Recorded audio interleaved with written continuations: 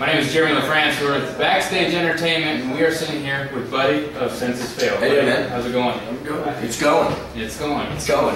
You guys have a show tonight here. We're in Omaha, Nebraska, and you guys are pretty much fresh off of an album release 2 days ago. Yep. How's it really going for you so far? Good. Have you heard about how sales are going, or? No. Okay. It really, I don't know. It really honestly doesn't matter anymore. Yeah. It really is kind of like if people go to the show, you know, that's kind of how you can tell if things are going well. Right. Yeah, I don't know. I mean, I had no idea how it's going to do. Okay. As far as like record sale wise. Yeah. Well, and you're used to it. I mean, you guys, this is your fourth one, Mm-hmm. so I mean, you guys know what it's like to Yep, release exactly. an album and stuff. So this one, you're just kind of letting it take its course, and you're just worried about the tour and everything. Exactly. Okay. So that's where you That's exactly what where your head should be anyway. So, Yeah. tell me a little bit about where the name Senses Fail came from. It was my senior year in high school. I was taking Western and Eastern philosophy, and I started learning about Buddhism, Taoism, kind of had a vague idea of it, but started learning more about it and took the idea of kind of to reach nirvana, you need to ultimately give up material attachments or all attachments to the world, which is basically everything runs its course and everything has an ending. So to put your energy, need, and want into things that will ultimately die or break or not exist, you know, you're ultimately going to be let down. You won't reach nirvana. So the idea of senses fail. I took it from the idea of monks. I read in like a passage, you know, just explaining about these ascetic monks that go out into the woods and they don't eat and they don't do anything but meditate, and they really try to like get out of their body to reach enlightenment. So that's where the idea came from. So pretty deep meaning behind it. Kinda, yeah. Good story every time, huh? We talked about the album going out 2 days ago. But tell us a little bit about what the idea was behind this album. I mean, how is it different from albums before? Hey, come on through. We can edit. Don't worry about it. Might even keep it in too. So viewers, we got somebody coming through. We're going to take a quick break. Stay tuned. Sorry, guys. No worries. And we're back with Buddy from Senses Fail. Anyway, we talked about the album coming out 2 days ago. How is it different from the albums you've released before? Think about it. I think it's a little bit more. It's got a little bit more energy. It's got a little bit more precise. Has an urgency to it that the other records haven't had. Just feels it kind of just all runs together very well. Right. Everything's very quick moving. Yeah. That's something that there's no slow songs on it. There's not a lot of mid-tempo. There's not a lot of kind of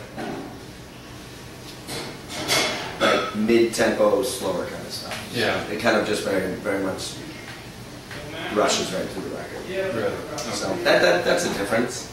Okay. Well, and I know you too. I mean, your first couple of albums, especially, you've been known for doing some screaming and stuff like that. What kind of made you go away from that and some of the other stuff that you've done? Because is it something like when you go on tour to sing that every night? Is it hard? No, it's just kind of whatever songs we write, whatever the best songs are. So sometimes, you know, we'll write a bunch of heavier songs and a bunch of, you know, more just straightforward songs, and it kind of just depends on what songs end up being the best. And for this one, you know, I don't know if there are more heavy songs, but the ones that are heavier, I guess they're a little bit heavier. So Okay. I'm not really sure. I kind of always just looked at it as we can do both, you know, and trying to make that work and it not sound forced. Right. I think that's always the challenge for bands that do scream and sing, is trying to make it sound natural and fit and it not be this, I'm going to sing here, I'm going to scream here, I'm going to sing here, I'm going to scream here, but trying to make it work and mix it together so it doesn't seem so random. Now, does a show like tonight, for vocals and everything, after you perform a show, is it strained vocals? Yeah, much? absolutely. I mean, screaming's a lot of terrible. preparation probably goes into it though. Screaming's terrible. I mean, it's not good for your voice. Right. I've learned how to do it, but it's really hard. If I didn't have to scream, I could sing a lot better. Right. But That's the way it is. Give them what they want. Yeah, so, but if I didn't have to scream, I would sing a lot. Okay. But it's just, you pretty much are putting calluses on your vocal cords Exactly. so that you can make that noise. So therefore, when you go to sing, you basically have like a callus on your vocal cords. Yeah. It's not necessarily bad. There's a thickness to your vocal cords so that you don't have the same elasticity to be able to sing, Right. to vocalize. And the more you do one, the better. You know, the more your scream gets better, the kind of harder it is. It depends. Yeah. But I've been trying. You know, I work really hard and try to do both as well as I can. You know. Yeah. Well, yeah, you get a little variety. But, yeah, I can definitely. I feel like I can definitely scream a little bit better than I can sing. But Yeah. Well, Wait, we do you- both Yeah. pretty well, so we'll stick with that then. Now, you do a lot of the writing of the songs for the band. Where does pretty much that inspiration come from? just life experience, honestly. Mhm. Just not anything. I'll just hear like I'll watch a movie and hear a line or something, and that could be the start of a song. Right. You know, Yeah. just things like that. It really can come from anywhere. Yeah, really, when you're looking for it, when you're trying to write and you are paying attention to things, they just come out of nowhere. Yeah, exactly. Mm. Okay. Now, talking about inspiration, growing up, what other bands have inspired you to move forward with music? Because, I mean, you've said before in another interview where you're just doing that you've thought about quitting before. Oh yeah. Yeah, what helps you keep moving forward? I mean, is there other bands out there that kind of inspire you? Yeah. I've been saying this a lot, like Bad Religion. I mean, it's their 30th anniversary, and Right. it's really odd. You know, it's really Yeah. really cool to be. They've just stuck around and stayed doing what they're doing, and if you can do that, you really. I don't know. My stepdad always says 80% of life is showing up. Mm-hmm. You just show up. Yeah. If you just keep going, if you stay doing it, you're gonna outlast and just gotta show up. Yeah. More than half the time, you know. I mean, no, you won't quit, man. I mean, shit doesn't go right all the time. But just like anything, you know, like anything you do, I question. Do I want to be doing this? Is this right? Is this right for me? Is this, you know, everybody questions everything. Yeah. So it'd be stupid for bands not to say that they Right. don't think about quitting. Yeah. You know? Well, I mean, you can Well, talk. most bands would just straight quit.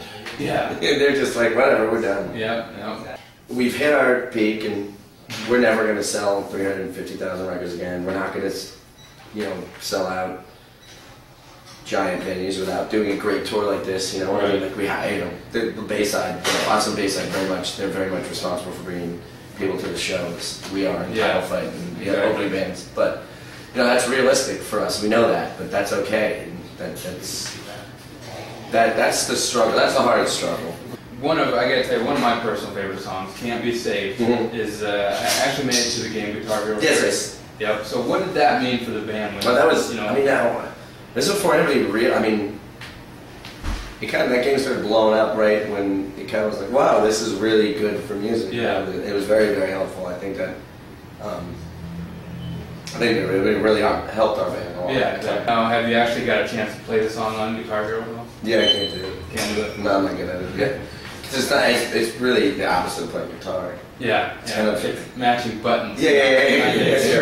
Exactly. Now talking about that song again, "Can't Be Saved." You guys can check it out on YouTube. They have a music video relating to that song there. Now, Mhm. and you have pretty much a deep meaning behind the video. If you guys haven't checked it out, do it for sure. There is a deep meaning throughout. There's a whole kind of storyline. Where did that kind of storyline come from, and is it?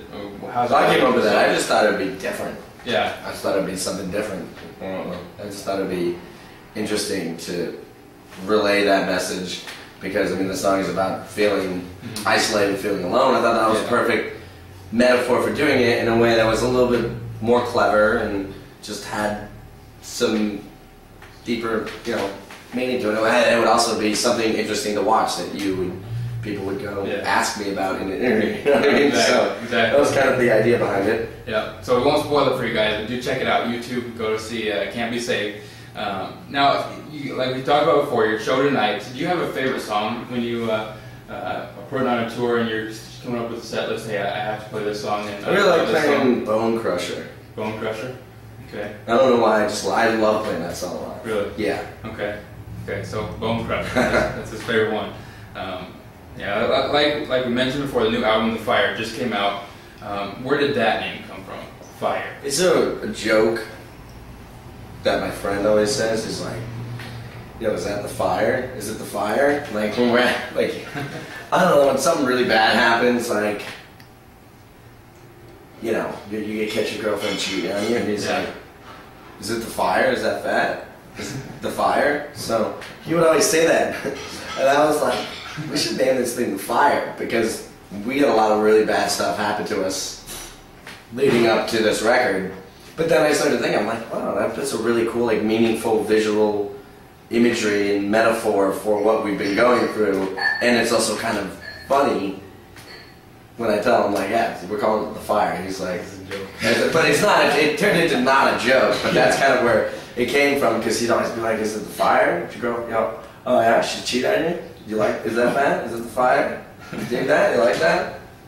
So that's where The Fire came from. All right. Then it took on its own meaning. It's a new catchphrase. We're gonna America, be ready. The fire's coming. But now, before the show, you guys have some time to kind of relax. I mean, right now we're in a diner. We caught the band in the middle of eating. But what do you guys do to pass time until the show? But there's a in between sound check and playing. It's called the dead hours, where everybody gets depressed and wants to go home. There's nothing to do. Right. There's really nothing. I mean, really, you don't. I don't know. We drink. There you We go. drink. We sit around and drink.